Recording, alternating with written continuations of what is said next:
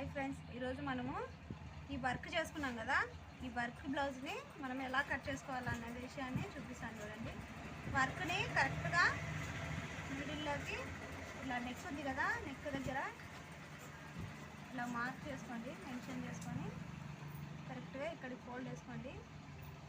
ఈ blouse size వచ్చేసి నడుము 34 అనమాట, చెస్ట్ లూజ్ వచ్చేసి 37.5 ఉంది. ఇలా కరెక్ట్గా ఫోల్డ్ కరెక్ట్గా ఉందా లేదా ఒకసారి కింద భాగం పై భాగం రెండు ఇలా పెట్టుకొని చూసుకోండి. చూసిన తర్వాత ముందుగా మనం లైనింగ్ కట్ చేసుకుంటాం కదా, లైనింగ్ అయితే కట్ చేసుకున్నాను. లైనింగ్కి నేను నెక్ కట్ చేసుకున్నాను అనమాట.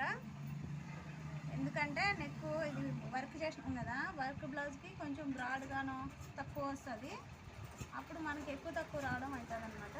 అందుకనే నేను నెక్ అయితే ముందుగా లైనింగ్ కట్ చేసుకోను. మొత్తం ఇలాగా లైనింగ్ దానిపైన పెట్టుకొని సెట్ చేసుకొని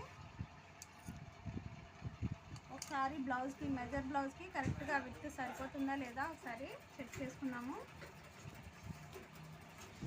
బ్లౌజ్ పొడవు వచ్చేసి కరెక్ట్గా 15 ఉంది. బ్యాక్ నెక్ 6 ఉందన్నమాట. ఇది ఉందా లేదా చూసుకున్నాము.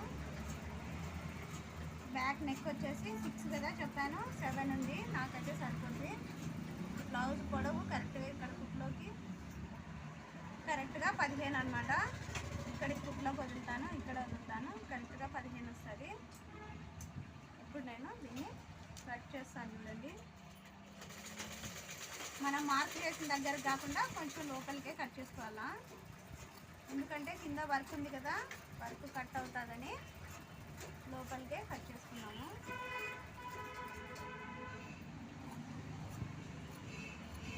లైనింగ్ ఎప్పటి కట్ చేసుకుంటే మనకి సరిపోతుంది.